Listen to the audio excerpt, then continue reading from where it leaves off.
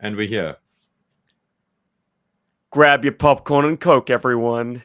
Because in episode 385, GI Joburg goes to the movies. My name is Steve. I'm joined by my buddies, Paul. Hey guys, what's up, everybody? And there's a And wild. radical Robert Lee. It Yo, feels like that's Scoop. me. You look a I'm bit here like too, Scoop guys. today. I do, don't I? I got my cool scoop shirt from was it Chris? Chris sent me a scoop shirt. Yeah, Full Force Podcast sent you a scoop shirt, but you try to awkwardly pull down a hoodie that doesn't have a zip in the front to show us the design. Rob, you lay it up, man. Is it cold in Cape Town It is today? so cold, and like so I'm staying at parents Stephen house while they're away on holiday in apparently balmy England. They're having like highs of like 25, 26, or it's apparently killing all the British. Sorry guys, but yeah, it is still very cold here in Cape Town, but it's fine. It's cold in Joburg too.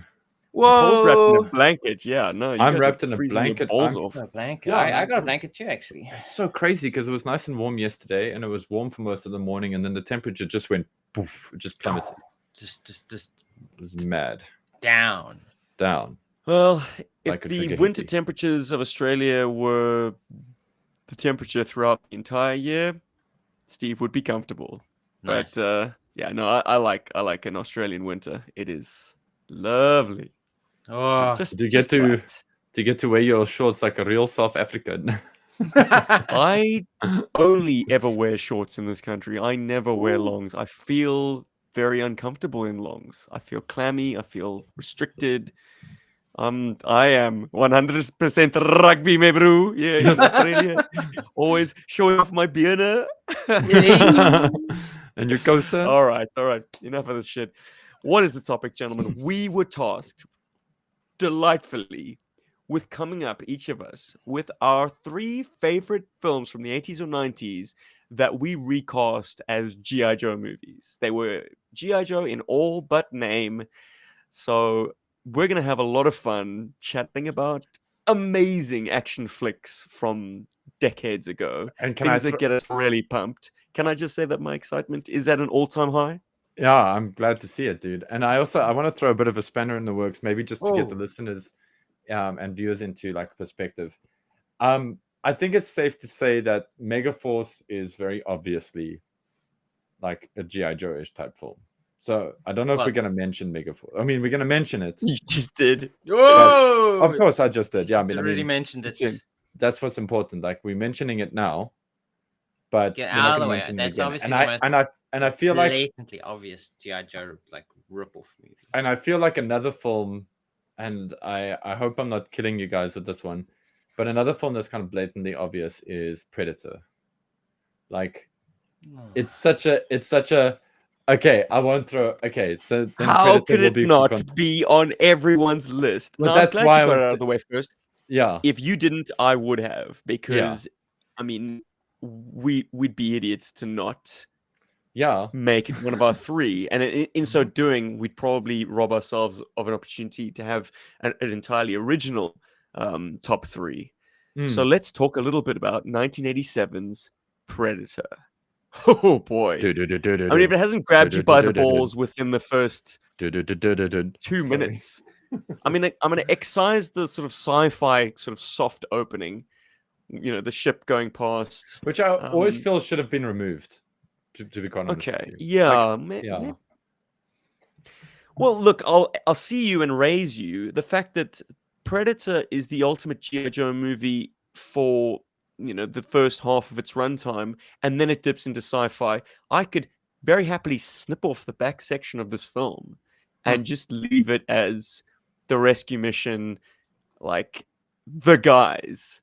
The ultimate team, Dutch and the boys. Each one of them stick around. So full of character, so signature, even down to their weapon systems. This is a GI Joe unit. Yeah. The minigunner, the heavy machine or the light machine gunner, the grenade launcher, the tech weenie, the leader, the Native CIA American guy. Dude. Yeah. The Native tracker. American tracker. Yeah. And the type of mission they're going on as well. They're kind of like entering a jungle area. They don't know what's going on. That feels like a proper GI Joe mission. kind of dropping these guys off into unknown territory, and they have to finish a mission. It's actually like the Sunbow.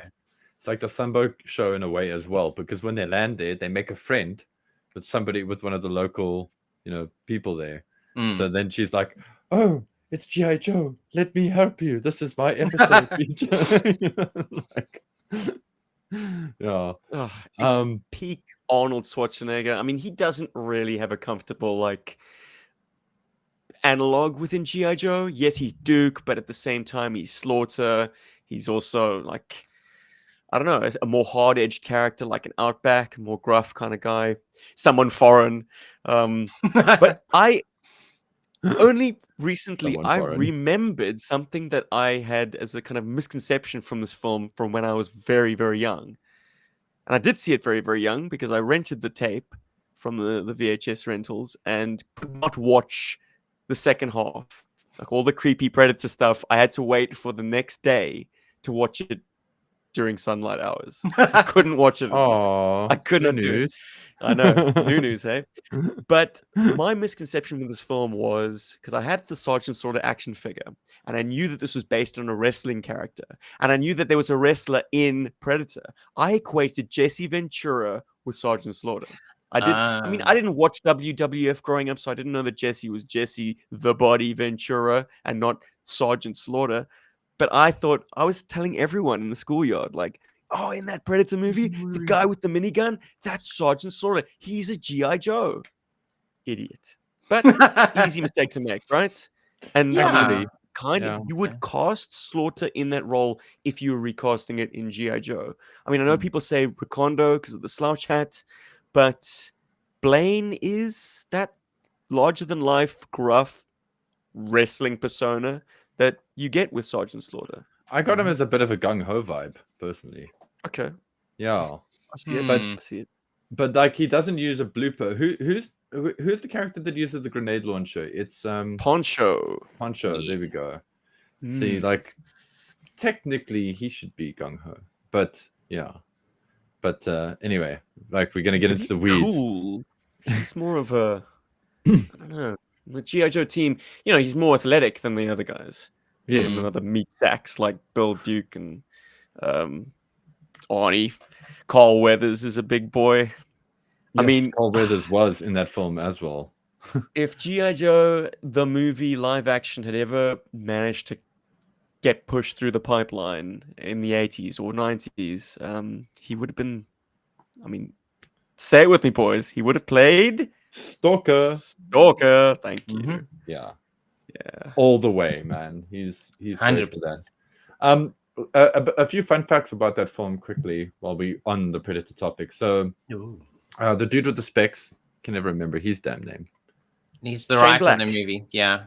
Yeah. So he wrote. Yeah. He also wrote the second one, if I'm not mistaken. He wrote the bad one. Was it called The Predator? Yes, he wrote that one as well. I don't know if he wrote the second one. I know he wrote the bad one, the Predator. But I bet he's also a director in his own right. He's made lots of other good movies. Kiss Kiss Bang Bang with Robert Downey Jr. Amazing film, by the way. Just saying. That was just on a tangent. That was Robert Downey Jr. being cool in my eyes before he became Iron Man. That was kind of the film that for me kind of brought him back. Like reintroduce Robert Downey Jr. into my life. It's the film that reintroduced him into my life. And yeah, I got a good attachment to that film. Anyway, back to Predator. So, guys, you're gonna laugh at me now, but Predator 2, I feel it's kind of a GI Joe film. How so?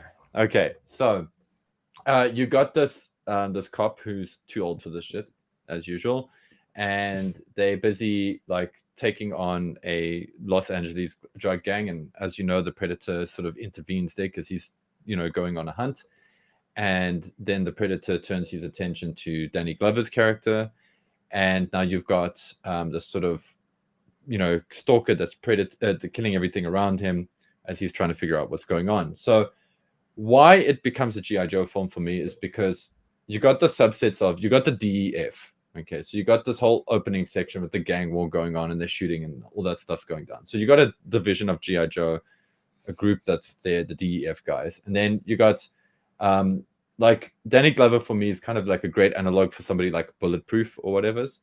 And so he's now sort of in a situation he doesn't want to be in. He's like, not in his regular kind of space. And now he's being stalked. And then he runs into another division of G.I. Joe that he doesn't know. And that is the great Gary Busey's little team of... and tinfoil wearing dudes. Yes. Don't they wear like really reflective suits? Yes, they're like Battle Force, man. They're like Battle Force 2000 and the Eco Force. It's bad. So you just Eco Warriors. You've really stretched the definition of what a GI Joe movie like is, and you've put all the bad GI Joe into Predator 2. The DEF and the it's like it's so 90s. Like, it's such a 90s film actually, if you think about it. The real challenge with taking a sci-fi monster movie like Predator and Predator 2 and recasting it as G.I. Joe is what in G.I. Joe embodies the Predator. Yeah. I mean, Jean-Claude Van Damme. With the first film anyway, I guess I default to Zartan because my earliest understanding of Zartan was that he was this kind of supernatural swamp dwelling, like stalking his prey. Because I've said it so many times on the show, but like you never know, this might be your first visit to GI Joburg. But I came up on the Action Force, the Battle Action Force UK newspaper prints, comic books, and in Zartan's debut in that story arc, or that in those books, he is presented as this strongman, this Cobra scout who is responsible for infiltrating in advance of a Cobra force the GI Joe training center in the swamps in the Everglades, I think it is, in the United States. Anyway, so he's stalking GI Joe alone in the swamps, snapping necks, drowning. Sorry, I say GI Joe, I mean Action Force. Please. These terms are interchangeable. Stalking Action Force members, killing them, planting booby traps. So you can forgive me for recasting him as the Predator in this film. Oh, definitely. I mean, but even down to the camouflage, his ability to kind of blend into the environment is something Zartan's been known to do, whether it's tech or just concealment, or some kind of mutant skill or actual, trained, learned, skill set. And then there's just one takeaway. I know Predator was like a real sort of reach, but it's just that there's a moment where they lure the Predator into a big meat packing plant, which is very cold, and they use that as their kill box to try and capture the Predator. And so they're wearing the foil suits as Stephen mentioned earlier. But Gary Busey's got this giant gun that shoots out cold air, it's a nitrogen, liquid nitrogen kind of firing thing.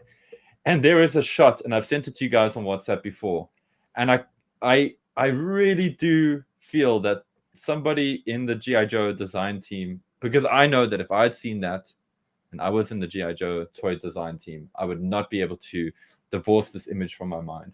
But he's holding this big gun and he's got this massive backpack, and I'm like, there is cover art for Eco Warriors right now. And I just can't get over that. And it really does make me think of what if they made a GI Joe film that was all about the Eco Warriors, would it look like this? Would they go for this kind of thing? And they kind of did. If you look at the live action GI Joe ads that they did, there's kind of a similar kind of grade and style to the filmmaking there. So I feel like Predator 2 had a small but strong influence on the GI Joe team. Anyway, I digress. Movies. Rob, you haven't thrown something into the ring yet. Haven't I? Oh my goodness. You guys keep stealing my choices. So yeah, Predator, absolutely. I mean, that's hands down a GI Joe movie. And as we said, Megaforce also, I mean, if you can't, you watch that and you're like, this is GI Joe in everything but name. And if you want to deep dive into Megaforce, GI Joe's GI Joburg has your back. We covered it in episode 263 with Gaz and Darren helping to convince everyone what a fantastic movie Megaforce is. It's such a good time. I'm pretty sure we still haven't convinced Steven. I'm pretty sure he still hasn't watched it by this point. He's Can we move the topic along, please? Yes, I have still not watched Megaforce. I'm sure I'd get a kick out of it. Yeah, I guess. I've yet to find it on any streaming service that I'm legally subscribed to. That's the problem. That is the problem. Yeah, it's just too good for streaming services, I guess.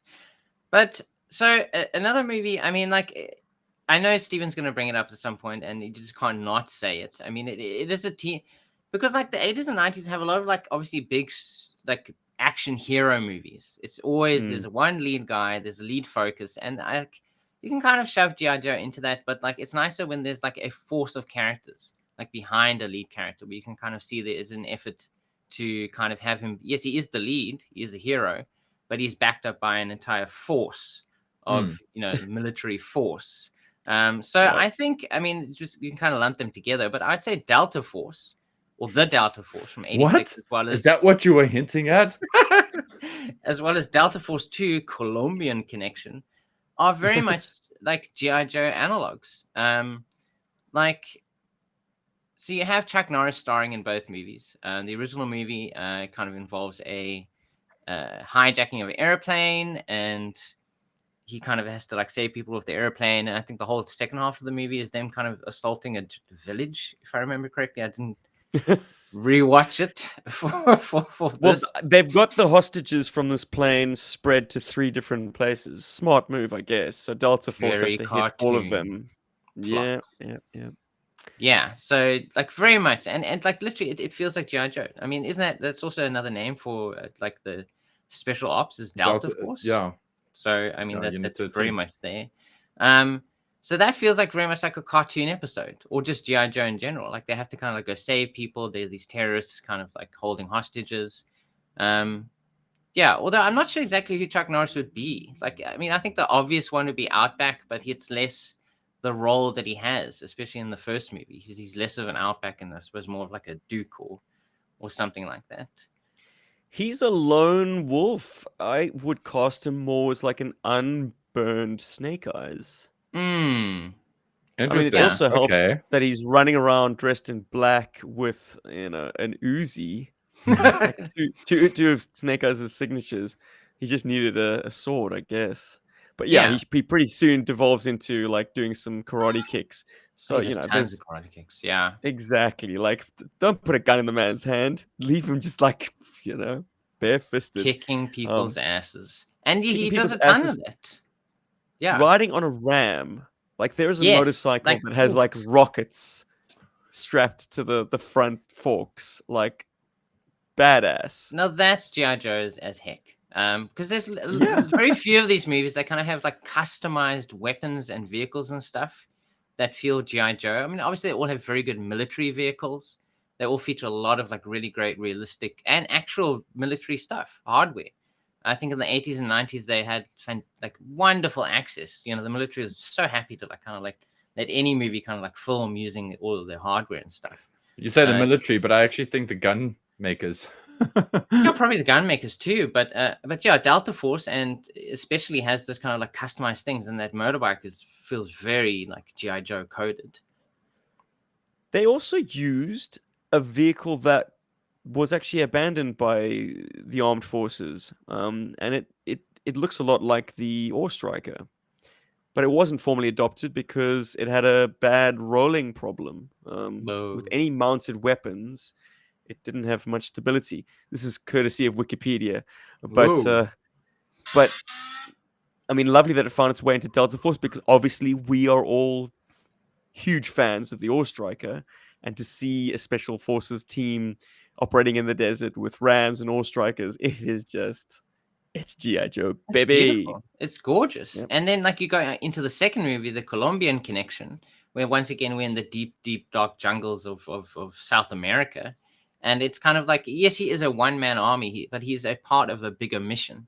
So yes, it's Snake Eyes going off, having to like climb a sheer cliff face to kind of like rescue the DEA agents, whatever, Drug Enforcement Agency agents. DEF agents. While at the same time, the rest of the Delta Force are kind of out there, kind of destroying all the drug paraphernalia of this giant drug lord, Raman Kota, the Scorpion. The Scorpion. Fantastically played by Billy Drago. Like a huge actor of the 80s and 90s and very recognizable. So both movies very much feel like a GI Joe analog, where it feels like missions that you would send GI Joe on, like into the jungles, like taking on a drug lord. Like real stories that you would find inside GI Joe. So I think definitely Delta Force 2 are like some of the biggest, like, you're just looking at it and it feels like GI Joe. Even more so than quite fixated on like being a sort of a drug elimination force when we got a little bit older, Rob. Like, we lost our appetite for fighting, blue suited baddies, and instead traded them in for the core. Real crime. And they were all... Yeah, exactly. Which is strange to me because, so much of what gives G.I. Joe its uniqueness and its appeal is its baddie. And we'll get onto that on this very topic, I'm sure, soon enough. But, yeah, I think in the 2000s, when we were a little bit older, we were like, we want a more tangible, villainous force with a more nefarious... agenda than just this like nebulous global terrorism. So we were constantly doing raids in South America against the core and their massive fields of poppies and marijuana. Like making actual change. I mean, wow, you guys knew a lot about drugs, huh? Well, fighting is a big thing, but actually taking on like something that's affecting millions of people's lives, like drugs. I mean, that's that feels like a higher calling in a way. Well, it's it's the Reagan administration trickling down into our consciousness. Like we're very much anti-drugs back then. Well, I mean, we were seeing that all those Dare adverts on arcade machines. There were a few arcade machines that had that. It was a big deal. That and pollution. Yes, and the drug ones felt more interesting to kind of take on instead of like taking on people pumping a coal factory somewhere in the middle of somewhere. I gotta say, stop destroying the air. I have a lot of respect for like Captain Planet with regards to that. Like, I know it sounds like kind of maybe a little bit lame for some folks, but Captain Planet actually did a good job there, and they actually tried to deal with some very serious issues. If anybody listening to this, if you want to take a small dip into weirdness of cartoons, maybe find yourself a chat about some of the episodes of Captain Planet that were cut, because there were one or two that were actually cut because they were considered to be a little bit too close to home, with regards to things like drugs and drug abuse and all that stuff. Anyway, Steve, you haven't offered something new into the mix that we haven't heard. You haven't said anything. Yeah, we feels like we keep stealing yours too. So, well, look, I fully anticipated that us keeping our choices a secret from one another would have its appeal, but we'd also have a lot of overlap because there are like certain ones that will just always rise to the top. Yeah, Delta Force, they fly around in a C-130 that's like rocket assisted for short takeoffs. That's freaking cool. That seems like something would be straight out of G.I. Joe. The talking point that I want to touch on, though, in all these films, the biggest challenge for me is recasting the baddies. In Predator, I spoke about Zartan. Delta Force, it is a kind of a terrorist group that want to do what terrorist groups want to do, but they don't have a snappy uniform, damn it. Yeah, there's no like stand out no budget villains. Yeah, look, it would be so much radder if like there was a bold choice when it came to the way people dressed. And Street Fighter the movie gave us that. Like all the padding and over, like just code the baddies very distinctly. Don't just make them ragheads or camel jockeys. That's the parlance of the time. But like, yeah, I wasn't expecting to talk about Street Fighter the movie, but it has to be mentioned.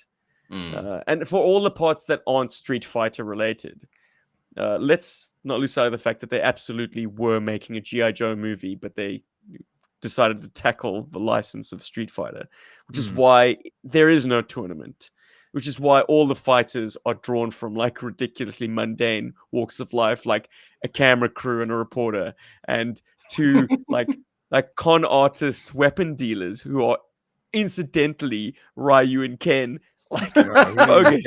A doctor who's Dulcim, like a tech weenie who's DJ. It's ridiculous. But at the heart of it, you've got Van Damme on the one side and Raul Vega on the other side.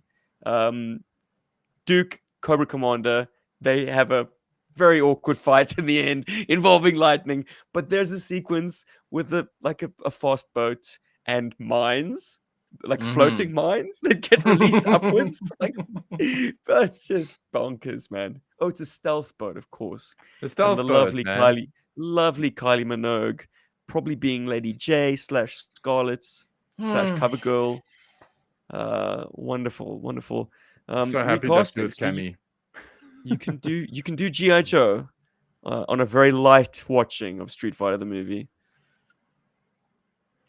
Yeah, so that was something I was going to mention actually, was the Street Fighter film. Yeah. Stolen. And I actually I must be honest, I totally forgot about the fact that it was sort of initially, I want to say I forgot about it, but I always theorized that maybe it was a GI Joe film.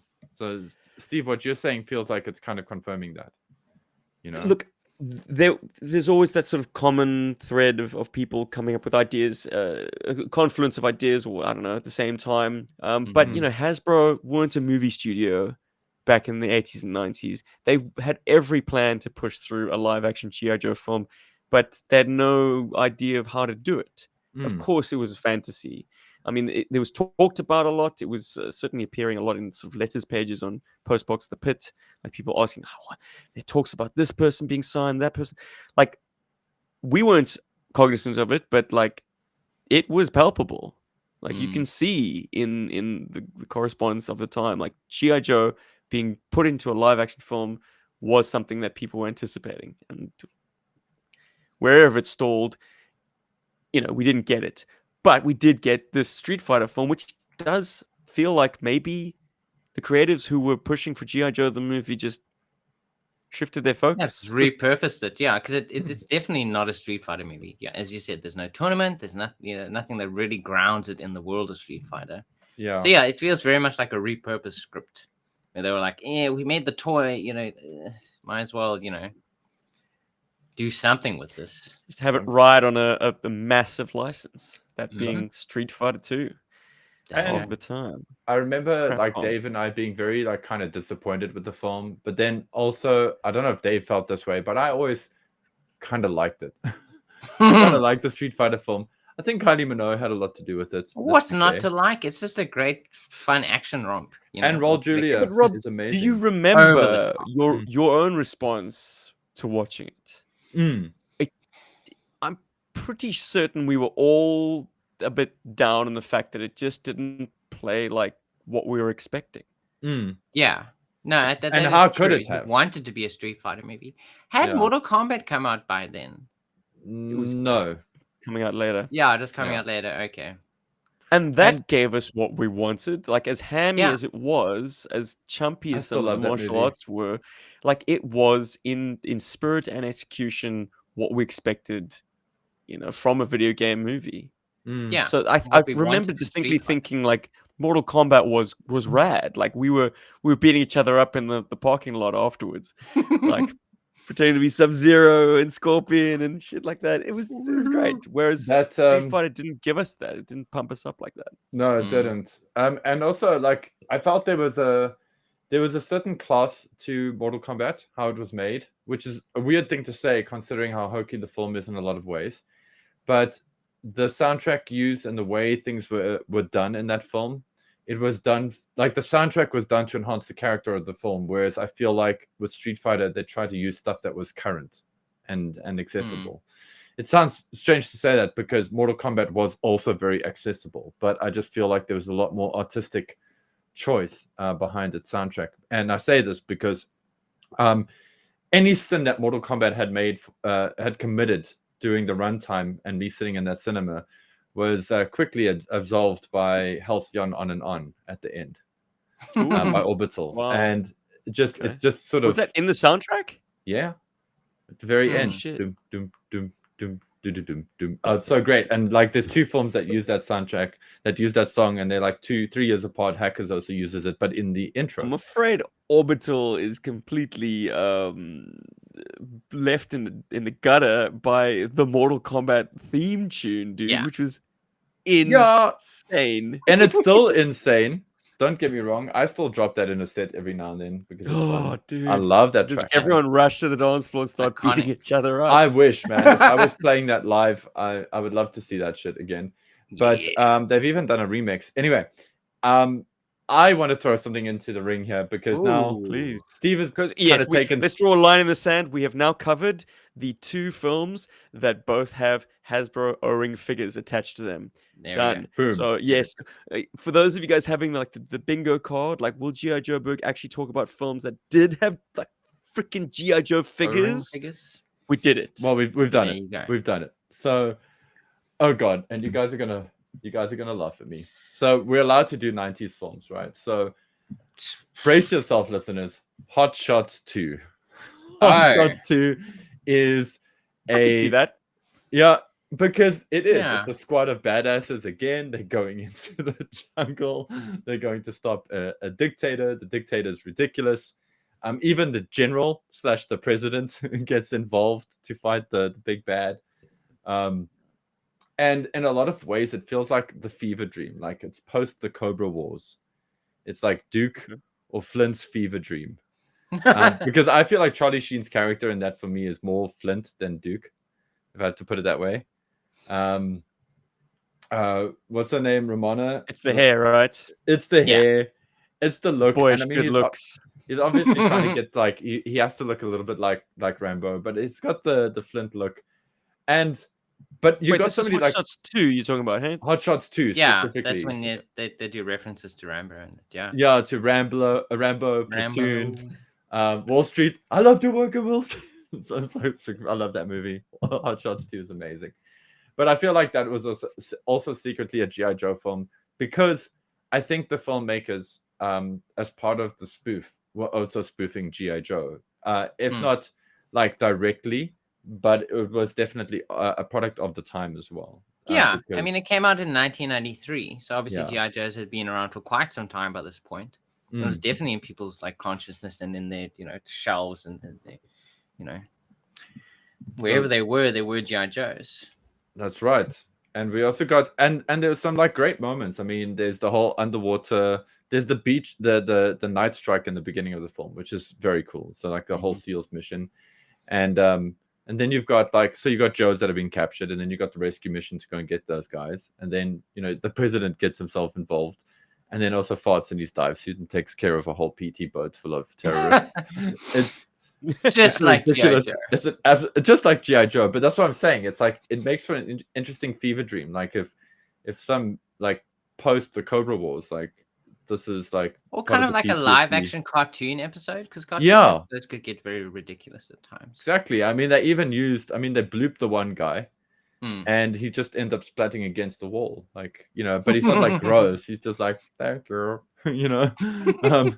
It's ridiculous. And then also just to kind of throw a little bit of a spanner in the works, and I know we specifically targeting movies. Actually, I can actually throw this into the movie mix. Stargate. I've been sitting on this.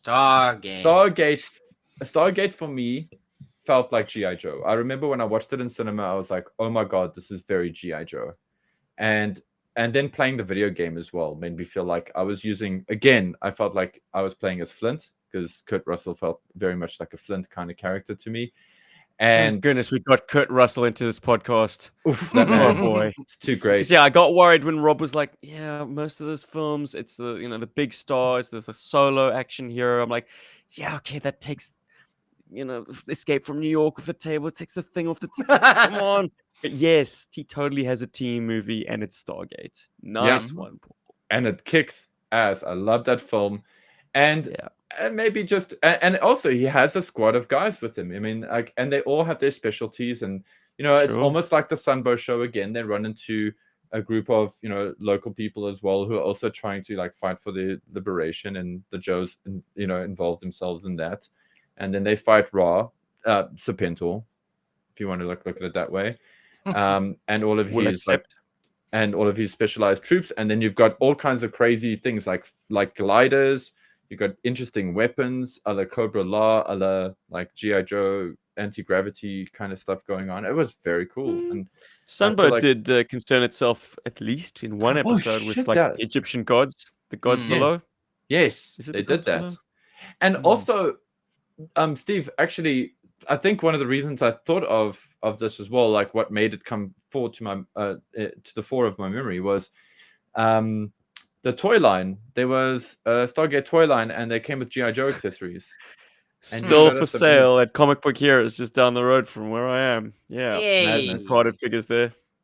And I feel like I would be doing all the listeners who are Stargate fans and GI Joe fans a huge disservice if I didn't mention that Stargate SG-1, the TV series, hits a point where I feel like it's very much GI Joe. You've got four or five main characters, all with their specialties, all going up against a snake-themed enemy.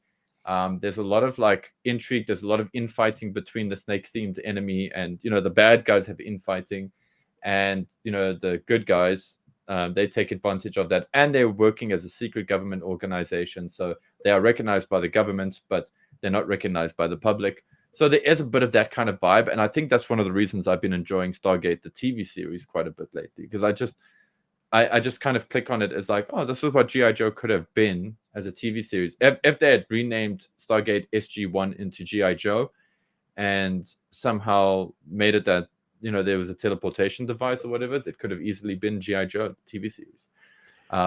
We did that, Rob. We played a GI Joe game where it was heavily inspired by things like Matrix, but also Stargate. We used sort of jump gates to enter different realities.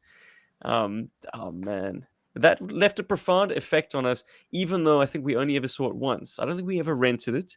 We went to see it at the cinema together, but like, it's the kind of film that stays with you even if you lose the kind of the minutia. I saw it when it came on TV maybe 4 or 5 years ago, and reminded myself of what it's all actually about. It is an interesting kind of a thinking sci-fi, but it's got all those great icons of like ancient civilization, aliens, space weapons, great, and like fodder for the play, and for and a bunch of grunts caught up in it all. Why has nobody mentioned American Ninja yet, man? Okay, I watched a bit of it last night, thinking, this is the Snake Eyes origin story that we never got. It's not naff. It's so naff. All of them are so naff. Yeah. They go on a delightful tangent, very Road Warrior, I think, by the third one, where there's this gang of like scum led by Robin Smith, who I've had the pleasure of working with, actually. Man, the third one, I think it was, where it's like basically shot. Second and third one are shot in South Africa. Yeah. Michelle Buertes, rest in peace. Amazing. Also woman. Kind of a pal. I know you're aware of her as well, Paulie. Yeah, a wonderful person. Yeah, we lost her to cancer last year. Anyways, American Ninja, Michael Dudikoff, Snake Eyes, right? Very much so. Was his name Steve James? Also died very young. Stalker. How amazing. Like, just visually, so great. The films themselves are... Well, they exist. I haven't watched them since, like, probably originally watching them as a kid. So, like, I suppose I should hang on to those nostalgic memories. So I always thought that the vision of the American Ninja was always cool. Yes. Maybe I just shouldn't rewatch them. I mean, it's the kind of film that you need to scrub through. Basically, get to all the action sequences when he is in ninja garb, or even cooler, I think, when he's in his fatigues and he's just kicking ass. Like Dudikoff, as a martial artist, as a stunt guy, just moves and feels and looks the way I would want Snake Eyes to look. He's kind of he's quite lanky. Like Ray Park, quite a squat dude, amazing sort of gymnast. Basically, he's built like someone who can do flick flacks and shit like that. But for my money, Dudikoff in the American Ninja movies, it's a good look. As I say, I watched a little bit last night, but for the most part, I had to skip all these kind of cringy, like hook moments with the girl and with the other guys around base. It is pretty ridiculous, but when it hits, and that what's his name, the Black Star Ninja, just a cool, like, not he wouldn't be Storm Shadow, he's too old, but like some kind of evil old master Snake Eyes needs to overcome with the help of his master. And that's an interesting little plot wrinkle, that he kind of is an orphan, washes up on a beach with this like Japanese soldier who thinks the war's still on, who teaches him martial arts. Fascinating little subplot which gets very quickly dealt with. But yeah, there's a lot of fodder there for like your own imagination if you want to rejig the Snake Eyes origin somewhat. And you should. You should like, I love that idea of playing with Snake Eyes' origins and like really getting into that and seeing how you could like change the narrative a little bit. But anyway, don't want to get into the weeds with that. There was another film that I know this is kind of cheating, but it's not really a film. It's a TV series. It's a very popular one from the 80s. And I always felt like you guys know, I like to joke about Bazooka. Well, when I say joke, I'm like semi-serious actually. But Bazooka and Leatherneck. I keep doing that. It's damn Ninja Turtles, man. Mutants are strong with this one. Yeah, it drives you crazy. But them like sort of forming a kind of detective agency, you know, post GI Joe as like a retirement thing, and they go and solve small town crimes and all that.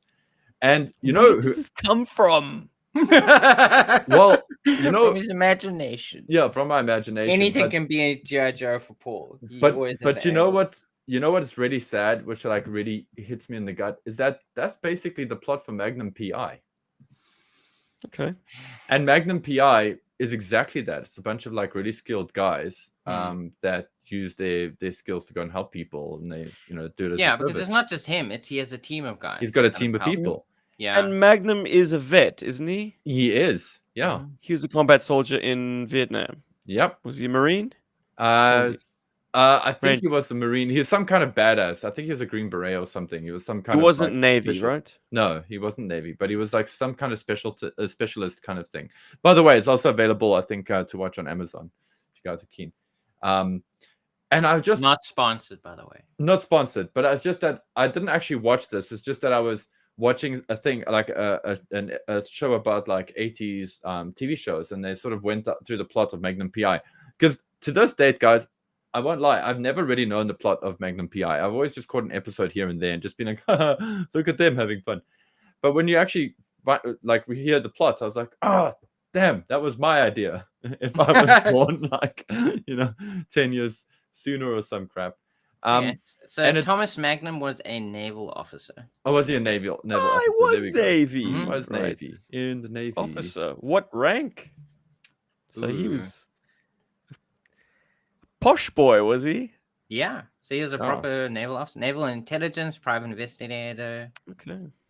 Doesn't say what rank though. Former Navy SEAL as well. Oh, of course. Right, just make him a badass. First mention of Navy SEALs.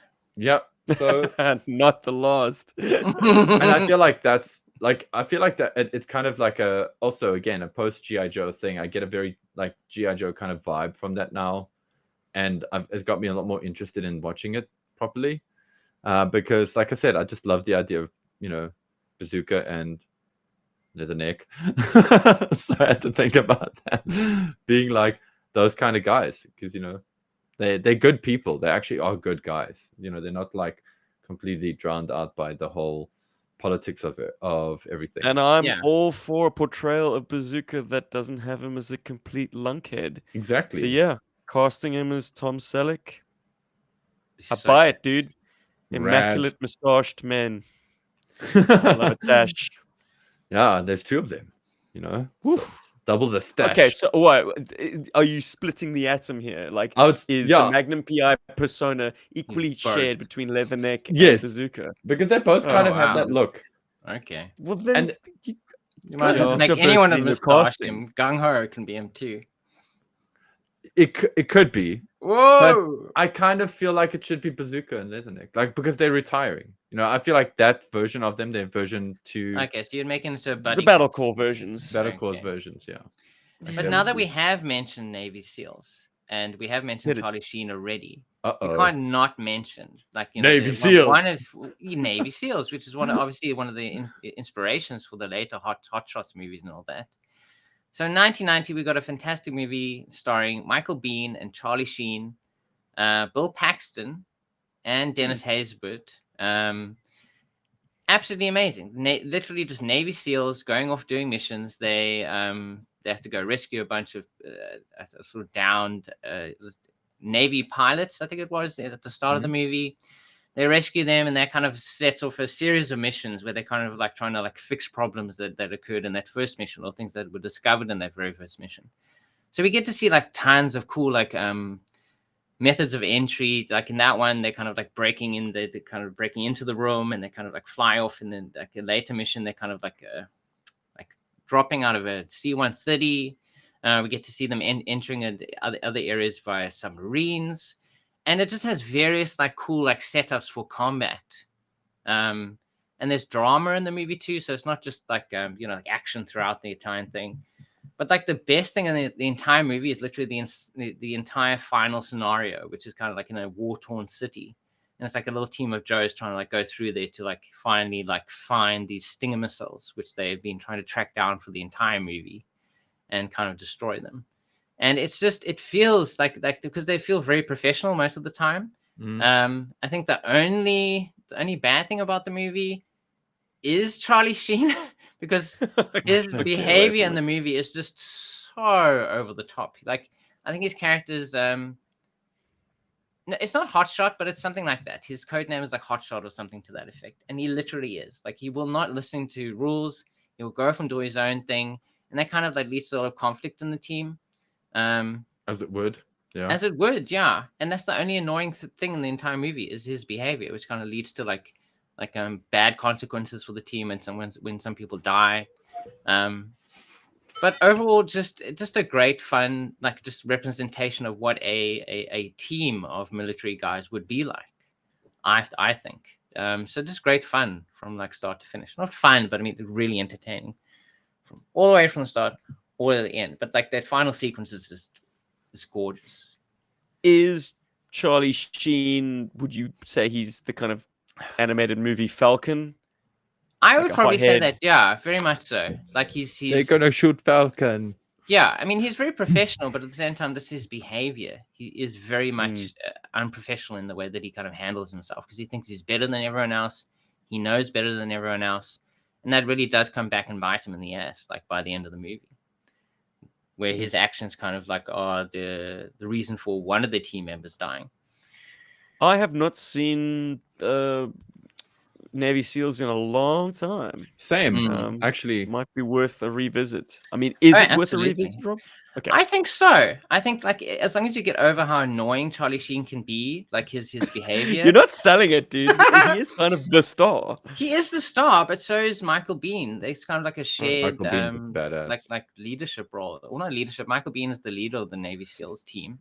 He is Solid Snake. Yes, he is very much the Solid Snake character. But and the inspiration. Other than his annoyingness, some of the time, Charlie Sheen, like the movie overall is very, very good. Like the action is fantastic. And that's something that like all of these movies share that we kind of spoken about so far. Like it's like the 80s and 90s, there was a fantastic physicality because we haven't gotten into the era of CGI yet, where like everything that's happening in front of you is happening for real. In front of you. Yeah. People put their lives on the line to like capture these shots, even if that isn't like movies, you know, like that are, I suppose, B movies like Delta Force, where it's kind of like it's less like blockbustery, you know, like we're worried about drama. They put so much effort into making these things. Like you can see it on the screen, these huge explosions. And I think that's what kind of makes the 80s and 90s like action movies just so much more visceral, like in your face, is that like people they made this. You can see the results Squibs of and their pyrotechnics. Yeah, it feels so much more real than like you watch action movies today and they've just CGI'd these little like bullet holes into everyone. Like that's not happening like on screen. Like everything is just physical, and it just feels more real and more action packed and more like, I don't know, like you just this It's the golden energy. era of the action film. The genre, Yeah, it still exists, obviously, and it still draws a big crowd. But like, a lot of the fun has been taken out of it. yeah, I think so. It's more well researched and realistic now than ever before. Back in the 80s, and I'm not a military man, none of us are, but we do have a strong lust for this stuff because we were raised on films like this. But like, knowing what we know now after seeing like A-listers going through weapons training and actually nailing it. And then watching Chuck Norris running around with an Uzi, his finger inside the trigger guard, just like rock and roll everywhere. People shooting automatic weapons at full auto from the hip, double wielding. It's ridiculous. It's bombastic. It's the 80s, and we wouldn't want it any other way. But I think they do enough research. Like Navy SEALs feels, I mean, just the way they're entering, like the zones, they're kind of doing the halo drops. It feels researched enough, where like the way you feel the realism of everything around the actors. Like, yes, if you go into the minutiae, if you're really paying attention to, like what they're doing with the guns and stuff like that, it feels a bit silly. But like the general, like military. Well, don't focus too much on the lead because he was probably doing coke instead of heading to the range to practice his gun drills. Yeah, I mean, yeah.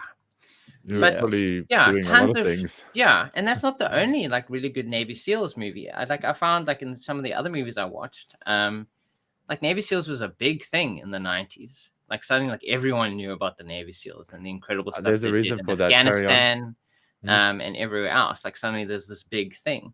And a movie I think neither of you have watched, which I'm going to assume. I'm just going to move on to my next one already because it's also Navy SEALs. It's called Steel Sharks, and it's from 1997, and has a supporting cast of Gary Busey as a kind of like a sub commander. Gary Busey, as well as Billy D. Williams as an admiral in the Navy. Oh shit! Yeah, it's a very good like supporting cast. William December Williams. Damn, hand me an ice cold 45. It's such a straightforward movie, like from start to finish. It's a Navy SEAL team is sent in to rescue a scientist. They have to infiltrate a factory. You get to see that entire sequence. They get captured, but then they kind of have to escape a submarine, which is also very fun. Like the last third of the movie. Is that the Steel Shark? That is the Steel Shark. Yes, right. That is indeed the Steel Shark. So not only do you get the cool action of like these guys kind of fighting their way through a submarine, but you also get to have submarine action as well, as they kind of get chased by the American sub is chasing this other sub. So yeah, very much like a big focus in the 90s was Navy SEALs. And that's a great little movie where like there's no worry about over characterizing characters. You're not worrying about, oh, my wife is at home. Oh, I've got a baby and a kid along the way. Like people die. Yeah, but lots of people do die. But it's just because it's the reality of the situation they're in. Like it's a high stakes, dangerous, situation they're in. But so, Paul, why were Navy SEALs such a big thing in the 90s? So there's a theory that's posited that the reason a lot of action films got incentives and tax credits to shoot, and that was like a lot of action films have funding from people who are involved in the, like weapons manufacturers and things like that, because it's obviously advertising for them. But there's this theory that in America wanted to bolster its military forces. And so they wanted to, it was a soft type of propaganda. And you also know this because, the facts of it is that in certain cinema, they used to have recruitment drives for the army. And so for the army and for the Navy, etc. And especially outside like action films like Navy SEALs. I think Navy SEALs actually had a whole campaign around it where they had like recruitment drives going on with the I'm film. sure they did. I mean, you go through the like Top Gun sequence, they kind of show like this is what Navy SEAls do to become Navy SEAls. Yeah, you see, like the entire aspect of what how people become Navy SEALs, the type of action that they face, that all the specializations they get in their, how they do their missions. And then you gotta like how not to be like, don't be Charlie Sheen's character. Yeah, don't be Charlie. Don't be that guy. Be the these other guys. But the thing is, like, also they're all very, and that's also something like I found tough to find in some of these 80s, 90s movies. Like, yes, there are a lot of them where they are very much action heroes, but we are getting into that time period where they are also kind of dealing with sort of not just always a positive image of war, of soldiers, but obviously kind of dealing with like the negative side of being a soldier. Like, they're not always portrayed as like heroes necessarily. And I feel like what's the core of GI Joe is that these are heroes fighting against evil. And a lot of the time, some of the other movies that I did find, which were very entertaining, like squad-based war movies, like, they weren't so much like very positive, and that's understandable. Like, obviously there's positives and negatives to because war, there's but something like, that had to be said. Yeah, they didn't feel enough like GI Joe, where I was like, this is like a proper portrayal, because I struggled to kind of like put GI Joe characters into the shoes of the characters inside the movies a lot of the time. Yeah, there's that. There is that thing. I mean, if you look at films like Full Metal Jacket, which is very much an anti-war film. Yeah, also came out in the 80s and 90s. Right, and it was done as, so that's why films like Navy SEALs and stuff exist, to be the counter argument to that, to the war is hell philosophy. Because I mean, in the 80s we got Apocalypse Now and Full Metal Jacket, and Apocalypse Now happened to just be dressed up as, it was set in Vietnam. Yeah, but it was that might have been released in the 70s, but was that Apocalypse? Yeah, that was like 79 or late something. 70s. So yeah, one of the sorry. earliest ones. But I mean, you definitely didn't want to pick up your GI Joe toys and play with them if you'd watched perhaps the second half of Apocalypse Now. Well, exactly.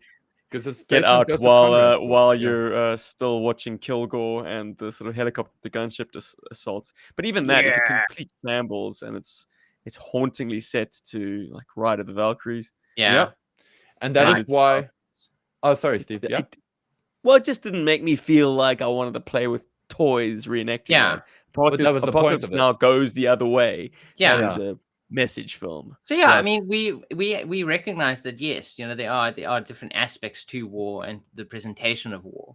But I think like the movies that we're presenting here today that we really enjoyed are often the movies that just feel like they feel like GI Joe cartoons. Yeah, they feel like Some of them are frothy, but I'd say like the most effective ones are the ones that like make you go fuck yeah. Like that is the 80s action sentiment that you get when Dutch's team roll up and the theme is playing. It's also the sentiment that I get, boy oh boy, and this is my final pick, so get ready. It is the sentiment that I feel about 90% of the runtime of Michael Bay's only verified, fresh, Rotten Tomatoes scoring film, and that is The Rock. The Rock. Yeah. Oh man. Dun, dun, dun, dun, dun. Dude.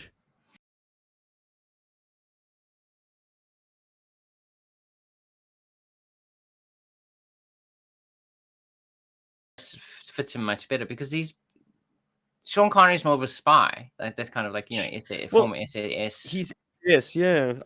So I guess an Action Force equivalent of Joe Colton, if something like that existed. So Action Force fans out there, you tell me. Yeah, because he also is like a very old spy type character. But yeah, he is James Bond basically. Like that film is what happens when James Bond gets put out to pasture. Well, he knows too much. But he's also, you can't just kill him. So you put him in a hole somewhere. Yeah, until I suppose you need him again. I literally just finished watching this movie before the podcast.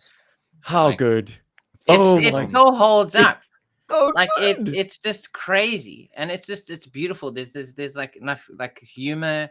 The action is so good because once again, it's the 90s, even 1996. It's still all very physical. Like it's all happening there. You're blowing up, cars. You're shooting like scenery. Everything's just crumbling. Just beautiful. Just it's a gorgeous movie to watch. And edge of the seat action. trademark Bayisms that like cause us to get nauseous now are somehow more tolerable in that film. I don't know. It's vintage, but like, yeah, it absolutely is as guilty as Transformers of like the kind of the crazy Dutch angles, like the push-ins, the flashes, the like. But like there's this signature stuff. Like he's just kind of crashed his Lamborghini or Ferrari, and I skipped that part. He like stands up, and then the camera just kind of like goes around him, like, ooh, damn man, you just crashed your Ferrari. It's not mine, and neither is this. And he kicks the guy off the bike, and he kind of rides off on it. It's bombastic, yeah, very much a GI Joe movie. I'd absolutely say that. Like it has that feeling of, and also that kind of like heightened plot as well. Like a bunch of military dudes on Alcatraz trying to fire off like, chemical weapons. That feels like a GI Joe plot that you. It's got a very Metal Gear Solid feel as well. It feels like the end of GI Joe. It feels like if you were to take GI Joe in quite a dark direction, and the Joes wanted to do right by their fallen buddies, and they've decided to take matters into their own hands. Because in the comic books, and particularly in the Special Missions run, you saw a recurring theme of GI Joe always being the kind of the lackeys of the military-industrial complex, of the politicians, always being left carrying the can, for other people's dirty work. And The Rock tells the story of when GI Joe says, enough is enough. We're putting our foot down. We're going to do something for our brothers and sisters. And like, it's a tragic story because obviously, like, things do not go well. The plan does not go off according, as Ed Harris wanted it to go. The unlikely hero winds up being the tech weenie.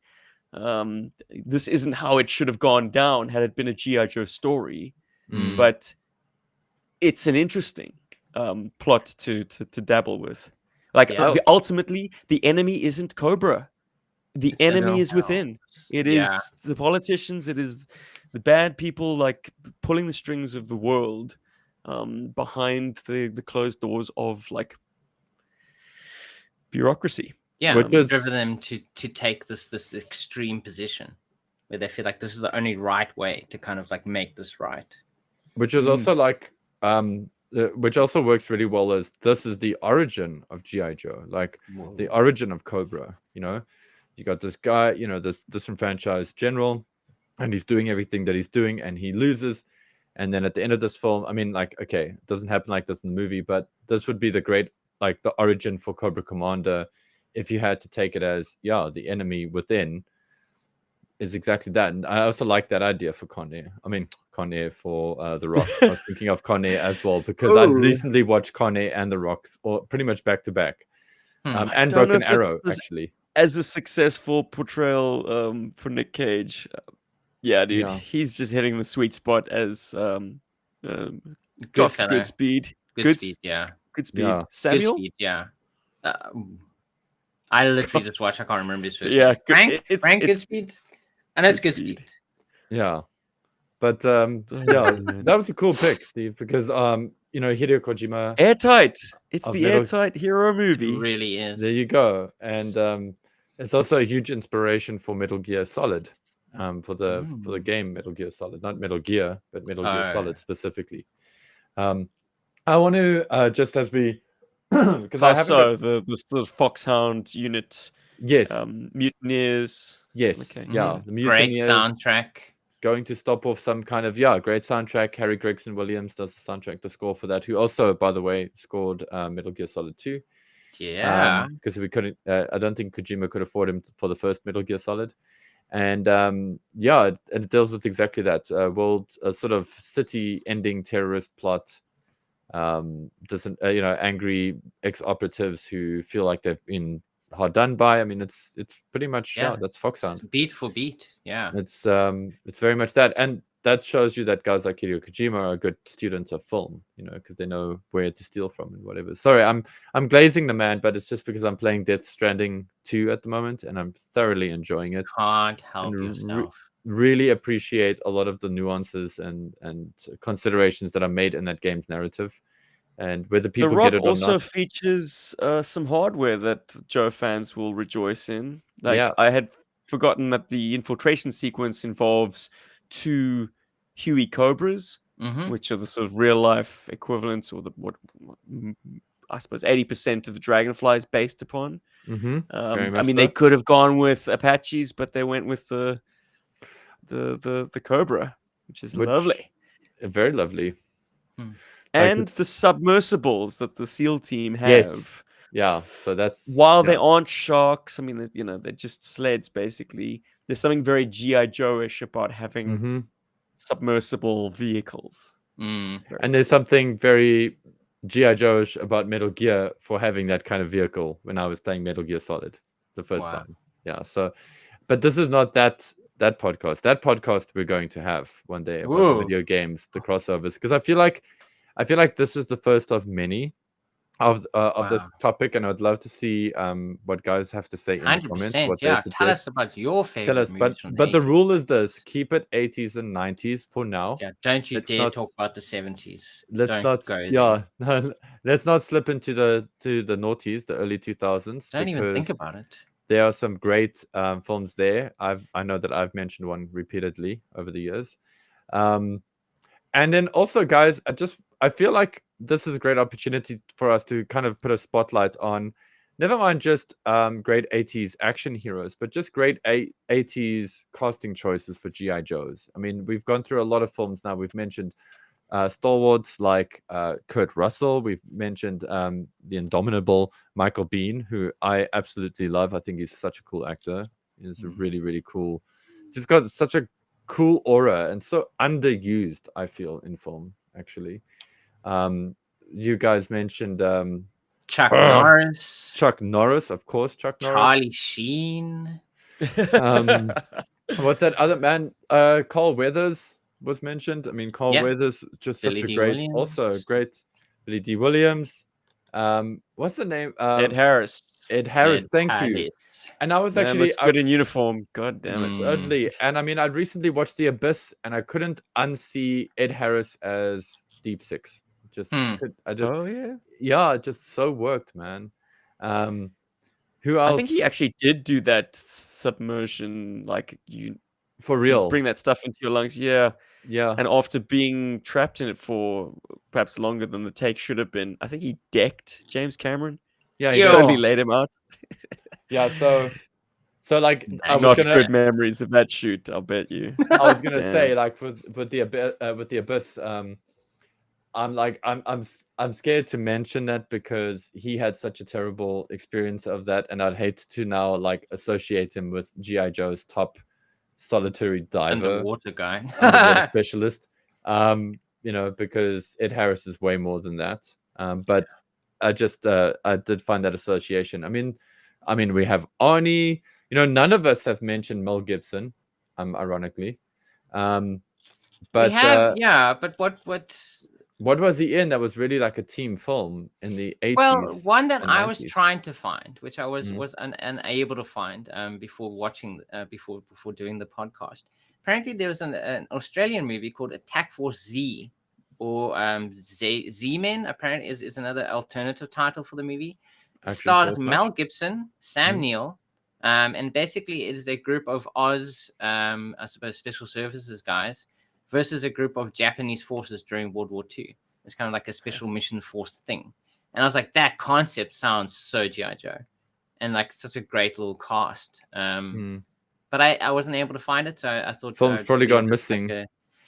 It's probably somewhere out there. But yeah, that's a special mention of that movie. But obviously Arnie. I mean, I think you can find a lot of like as I said earlier, there are a lot of like action star ones where it's just the one guy on his own, which you could be like, oh, that's a retired Joe of some sort. Like obviously the Commando, from 85. I mean that he feels like an ex-GI Joe character. Suddenly his team is being killed. One of the Joes has turned Cobra essentially. And he has to kind of go out and save his daughter, Let's make the blood again, mate. Yeah. John.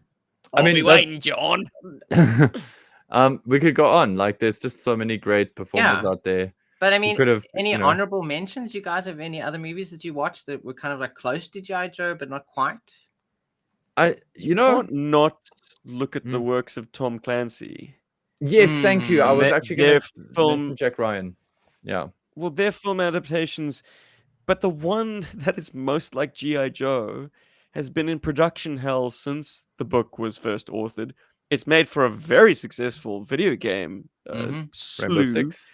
Rainbow Six. Yeah. Why can't they get that right? So I looked, as of 2023, Chad Stahelski was signed to direct it, and he's the John Wick guy, with Michael B. Jordan as the lead. But be good. It has stalled. So we are no closer to seeing a Rainbow Six film, and man, I loved reading that book. And I'm not a reader. Cool. And it is a particularly that book is thick. I was surprised when Steven read that book, and I was like, okay, it must be good if he got through it. And then I read it, and I was like, it is really good. This is fantastic. There is just G.I. Joe, but there's a hostage situation that absolutely has the Baroness at the helm of, and Rainbow Six take them down. This is a 30-year-old book, 35-year-old book. 1997, I think. Anyway, prepare to be spoiled. But basically, the big bad at the end, it's Cesspool. If Cesspool was an eco-terrorist who wanted to thin down the human race, survival of the fittest, kill everyone else off with this kind of super bug, and then reclaim the earth. So eco-terrorism in that sense, when it's radicalized and have access to chemical weapons, is very scary. Those cats, they just want the world, the earth to reclaim itself. Forget about us, Neanderthals. Yeah. And it goes to a pretty dark place. And the consequence that Rainbow Six then mete out on Cesspool, very fitting. You do get that fist pumping fuck yeah moment at the end of the book, which would be great for a film, I guess. I don't know, bit of mixed messaging. I'm sure it would go down well. No, I think that'd be a fantastic movie. Like I really feel like they have to make that a movie. It's sad that they haven't yet. Just zooming out from the conclusion and just saying how Rainbow Six structures this is how a unit like GI Joe would operate for real. This is where they would be located. This is how their families would be taken care of. This is the makeup of the team. They'd be sourced from the various extremely high level special forces teams from around the world, like global anti-terrorist guys, and they would only be called in for very specific situations. So good. There was rumored to be a name drop of Rainbow Six in the Sum of All Fears. The movie, because the Sum of All Fears is supposed to. Yeah, because I'm saying rumored. There is name drops of Rainbow Six in Sum of All Fears in the movie. So they mentioned what's his face. Willem Dafoe. Yeah, is the head honcho. He is Rainbow Six. He is Six in Sum of All Fears. Is he in Sum of All Fears? But yes, it is. 2 seconds. I remember thinking that wouldn't have been my casting of the main dude, but. Okay, Willem Dafoe. Weird. I actually enjoyed that film, and I enjoyed the game. It was pretty good. It was like the Sum of All Fears video game. Yeah, it was the prototype to the new style of Rainbow Six. So the game that would become Rainbow Six Vegas. The Sum of All Fears game 360. And PlayStation. Yeah. The Sum of All Fears game would be kind of the prototype for that. It didn't do very well because it was very short. It was you can finish it in, I think it's 3 or 4 hours. Because Clear and Present Danger. Sorry, Clear and Present Danger was the Tom Clancy film that Willem Dafoe plays. Jack Ryan. No, that's not Jack Ryan. Jack Ryan is obviously Harrison Ford. Yeah. And sorry, John Clark. John Clark is the head of Rainbow Six, and he's a special operations group, which I learned not too long ago. Bunch of weirdos, because it's basically the CIA's army boys. They're the guys that get their hands dirty. They're called Special Operations Group. So they're all spies, but they're all extremely proficient military. Getting soggy. Badasses. You mentioned Jack Ryan, and you did. Like I couldn't think of a Tom Clancy based film that was like GI Joe enough in terms of a team structure, but I know that I kind of veered off in weird directions. But I do like the idea of Chuckles being like Jack Ryan. Should I say? I initially enjoyed that. This is before we got the GI Joe Cobra thing with Chuckles behind enemy lines doing that whole vibe, which is also freaking amazing. But I love the idea of Chuckles being based on, or at least being some kind of facsimile of Jack Ryan, because it does kind of speak a bit to the mystery of the character. Jack Ryan's also got this unusual luck to him, but he's also got quite a strong intellect and good sort of observational instincts. So I feel like that works well for a character like Chuckles. I just wanted to throw that out there. And also my gag take for this episode, and that's right, ladies and gentlemen, Hot Shots 2 was not my gag take. That was me being very serious. But my gag one is definitely Turner and Hooch as the prequel to Mutton Junkyard. Okay. I think if you ever had to put like what's his face, Tom Hanks, into a GI Joe film of any kind, that he should be like Mutt or that kind of character. I just don't see him as being like, he's fantastic in Forrest Gump being an infantryman, but yeah, I just don't really see him as an infantryman. But anyway, that's all my movie. That's all your mentions. Yeah, well, I had one honorable mention, and another movie I watched that was also kind of like a team-based one, but they're more like mercenaries. So they're also kind of like ex-Vietnam soldiers, and they kind of like get sent to either hired by these businessmen to go to an island to essentially convince the locals or the indigenous people to sign a contract, so they can get control of some sort of very lucrative something on the island that's very lucrative to these businessmen. So these guys are sent out to this island to kind of like, don't be coy. What is this film? It's called Men of War, and it's from 1994. It stars Dolph Lundgren. Your research went deep. Well done. Dolph Lundgren. It stars Dolph Lundgren. Mention him. Tom Lister Jr. is in that movie as well. The big black guy has been in a couple of other movies as well. Catherine Bell is in it, playing like my favorite. Lady J, please. Lady J, 100% Lady J. Also Charlotte Lewis, who you might know from Golden Child, which was with Eddie Murphy. She's in it as well, and BD Wong. Pepsi can. You would know from BD Wong from Jurassic Park. Very young BD Wong. Yes, very young. So he's one of the indigenous people. So they're sent to this island, and then the little mercenary group that gets sent there is kind of split down the middle of like protecting the indigenous people versus like, honor this contract and get our money and get out of here. So Jurassic Park, but with people. But with people, yeah, I suppose you could say that. So it ends up Dolph Lundgren joining with the locals, and they're going to fight with this element, the rest of the military people. It's also got a very like pacifist like vibe to it. Actually, a really good movie overall. Men of War. I would definitely recommend watching it. There's some nice nudity as well. So yay for 90s. You mean 90s? And like, are we gonna get some flack for not mentioning aliens more prominently? I don't know. I mean, yes, it is, because we have touched on like sci-fi. Yeah, we have had sci-fi entries on the Stargate, Predator, but like, it's almost too sci-fi, or is it? I mean, maybe that's I think it is. GI Joe could have gone in the direct. I mean, we had Star Force or Star Brigade eventually. So the Space Marines are a joke unto themselves because they talk a good game, but they completely fall apart when the shit goes down. When they're in the thick of it. Gorman is perhaps a good analog for Falcon once again. And Apone is Stalker, of course.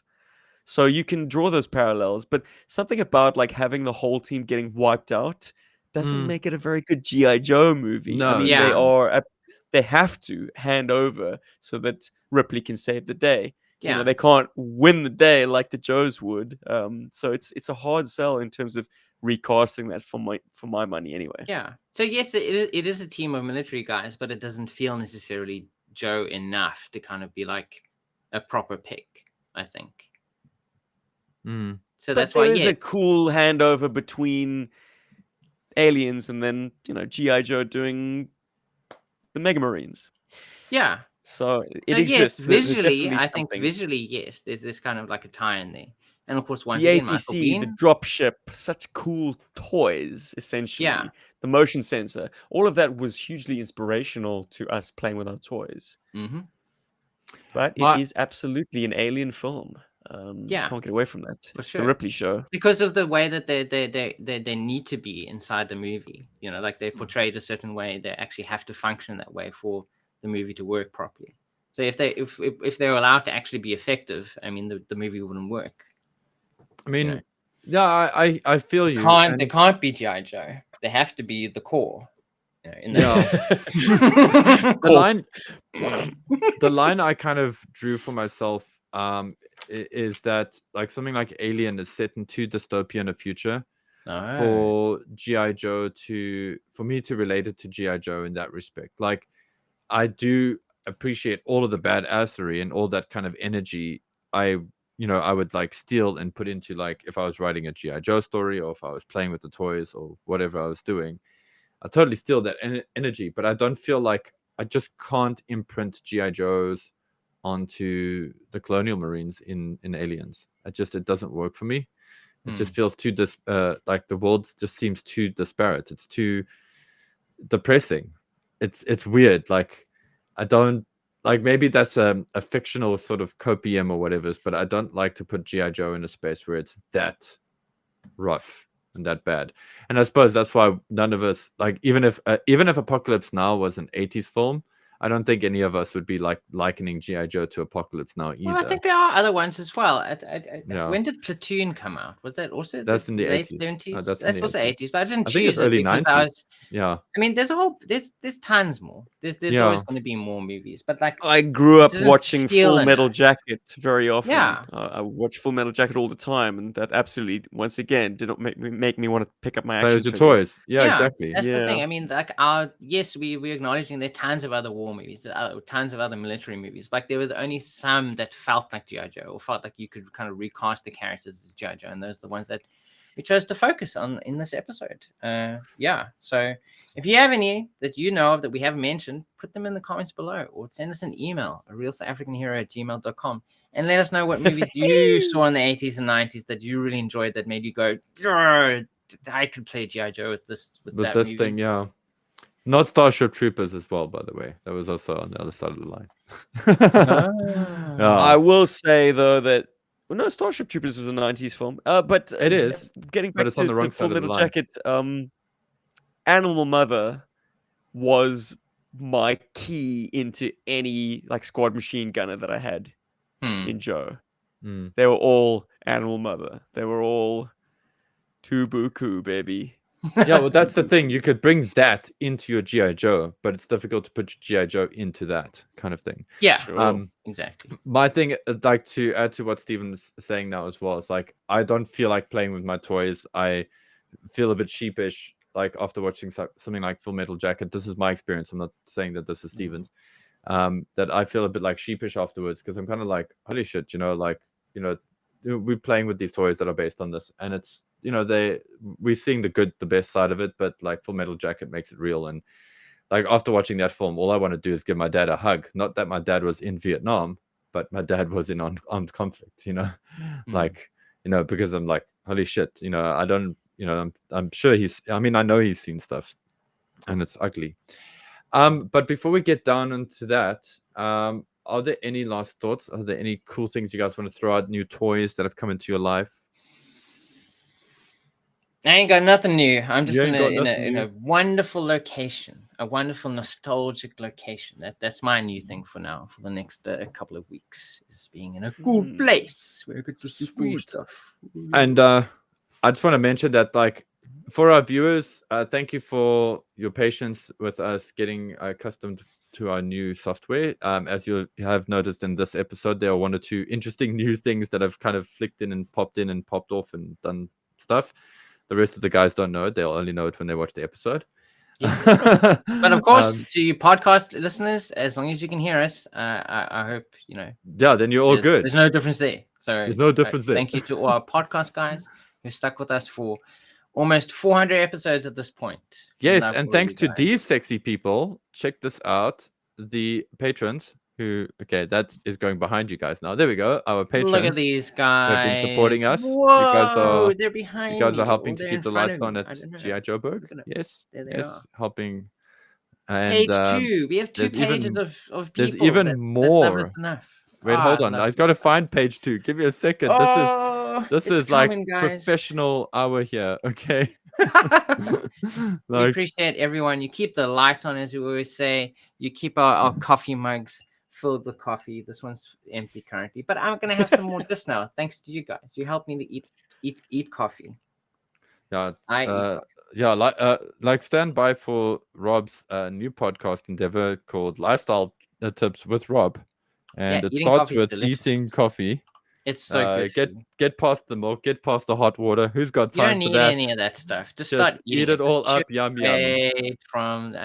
Why bother with any of that? It's such a waste of time. Like you need your caffeine fix now. Now. I need it now. Stick around. That's for old people. We're not old people. We are young people, for sure. We're young people. Okay. Anyway, sorry guys, the second list of the Patreons did not show, but it will be on the next one. But we love all of you.